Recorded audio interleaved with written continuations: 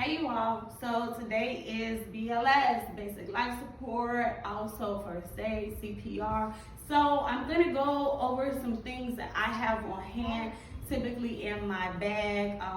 If I'm going out, I like to go outdoors, out in the range. I just carry it with me anyway because anything can happen. But I also want to go through this. I am actually going to go through this, how to stop the bleed, step by step, because this is something that you should know. Also, if you would like for me to send you one to keep in your bag, send you a couple for your children to put in their bags, then drop your info on my DM and I'll let you know, and I'll just give you one of these.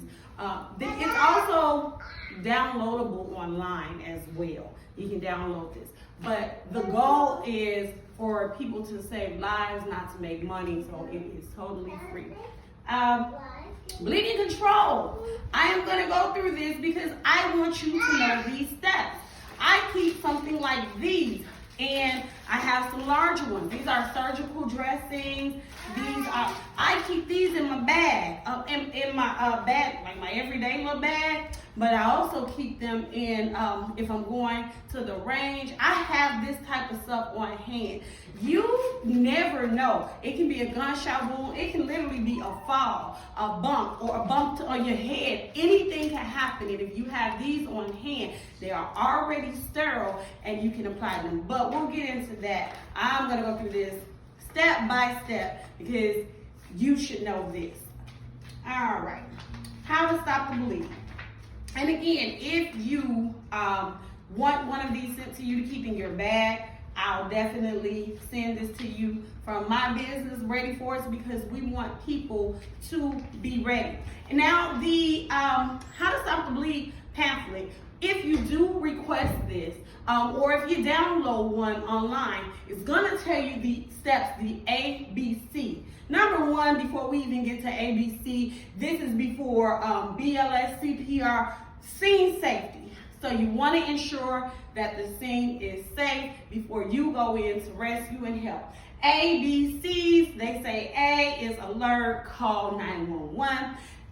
B, when I say they say, if you are in the position where you can do this, I always train and prepare to the extent of if 911 can't get there, because I go in the middle of places where 911, it's going to take them a while to respond if they ever make it, because you may not get a call out and they may not find your location. So I always say if, and so I feel like we should be prepared just in case because of where I go. But also there will become a time when you look at the ratio of responders to population, if anything goes haywire with a major population of people, there's not going to be enough responders. And so this is why I always say, and I've been saying it for years, you are your own first responder.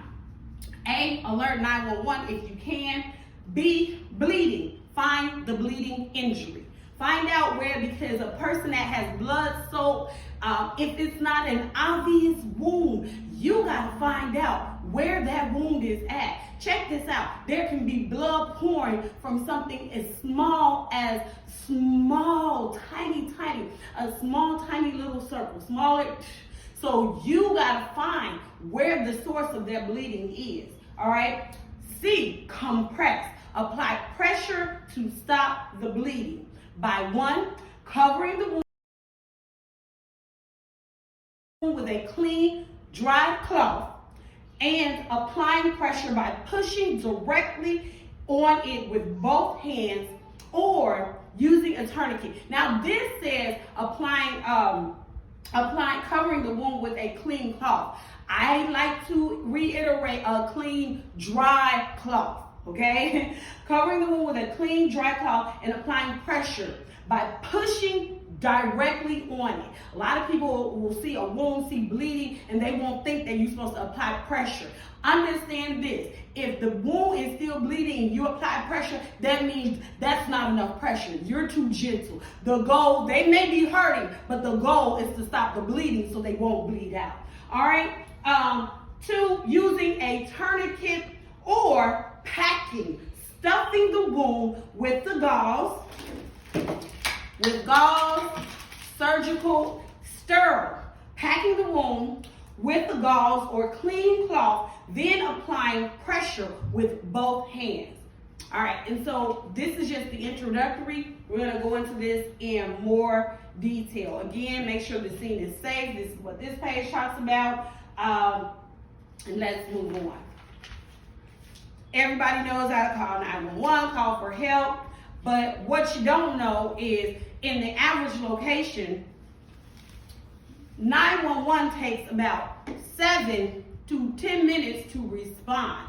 If you are not in an average location, like I go out in the country, the mountains, ain't no telling when they're gonna get there. If you're in a larger city or something it's a higher rate and demand, then it can take 10 to 13 minutes. Other things that people do not factor in is that 911 is not just responding to you, but also 911 has to get through traffic, has to get through if there are trains on tracks. Like, there are all types of things that will prevent them from getting to you. And so, again, you are your own first responder and you must be ready.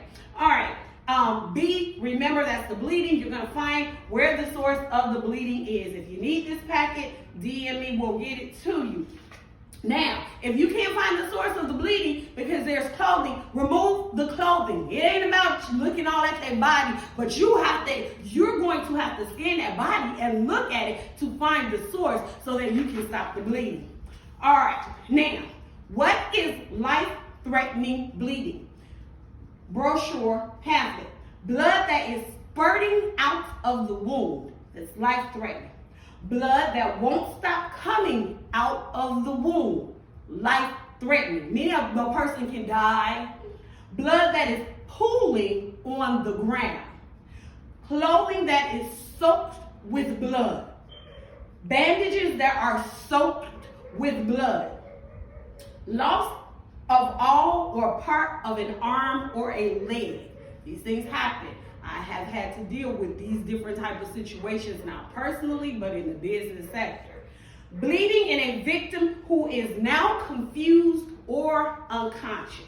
All right, so those are life-threatening. And we're going to go into section 5, C, compress. Okay, so C is compress. All right, so key point. There are a number of methods that can be used to stop bleeding, and they all have one thing in common: compressing a bleeding blood vessel in order to stop the bleeding. All right, so I'm going to tell you all about a scenario. I had to deal with a case. In this situation, the man was shot. The person left the scene. Well, it was actually in a apartment complex. So they left the immediate scene of the victim. But check this out. Here's another thing that you have to know. Even if you say a person is shot through a violent crime, right? Someone enters your domain and they shoot this person. The person is not dead. The person who came in to shoot them, they left the scene, right? They're going off the scene, but that person is still bleeding out. And you're like, 911, get help, get help, get help. This is your thought, right? Because you think ambulance is coming immediately. Not gonna happen. Guess what? This person is bleeding out, but help can't come in to stop that bleeding.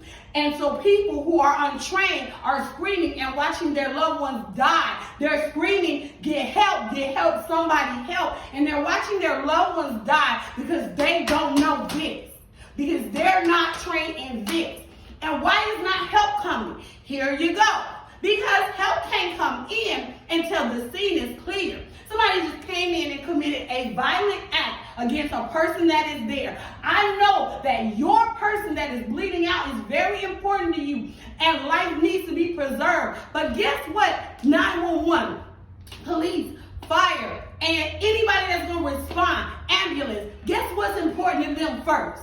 Making sure the scene is safe. So that life that's bleeding out is your responsibility. Why? Because ambulance is parking blocks away until every part of apartment building, house, until all of that is clear.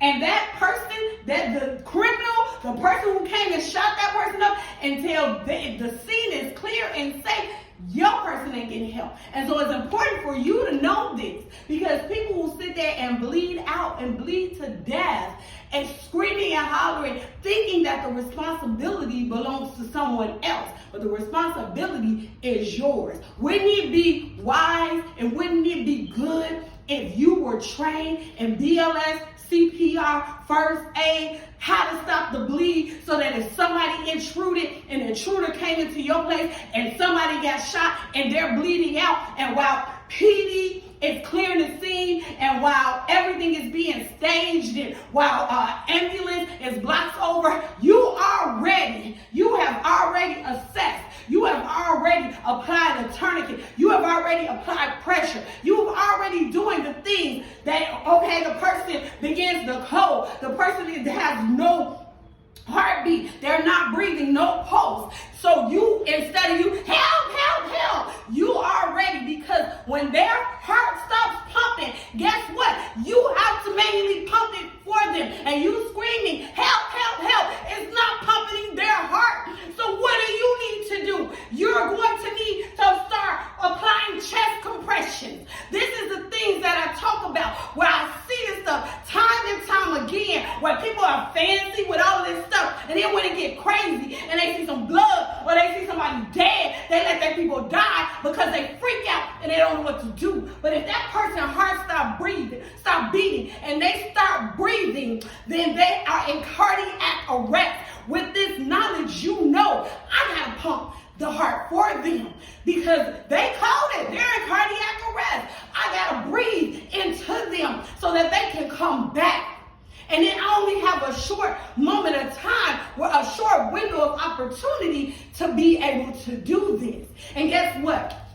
Typically it takes about 600 to 700 chest compressions in an ideal situation before responders enter in. I said ideal. Ideal situation is the person had a heart attack.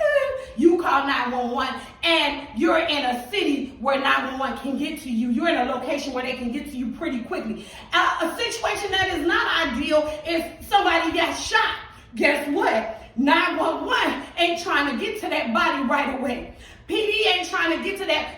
Scene has to be cleared first. So there's all kind of staging and everything else that happens prior to the rescue. So then here again, I just want you to know the seriousness in learning this material. Not only learning it, not only learning it where you're just hearing the steps, but where you actually practice these steps. Where it's 1, 2, 3, even where your children know it. Where your children, if you have children or people in your family, what if you're the one down there? They need to know how to rescue you. They need to know how to apply them compressions and how to give breath to you as well. And so if you, let me get back to compressions. If you don't have a trauma first aid kit, you should get one. But if you don't have a trauma first aid kit, what are you going to do? Apply direct pressure on the wound. Cover the wound with a clean cloth and apply pressure by pushing directly on it with both hands. You are going to apply pressure, even if it seems like it's hurting him, it's hurting her. Well, if you don't do it, they might die out because they bleed out. And so these are the things that civilians and people need to understand, because if nobody ever taught you, people can't expect you to know. And so, but nobody has the time to counsel you through these things when an emergency happens.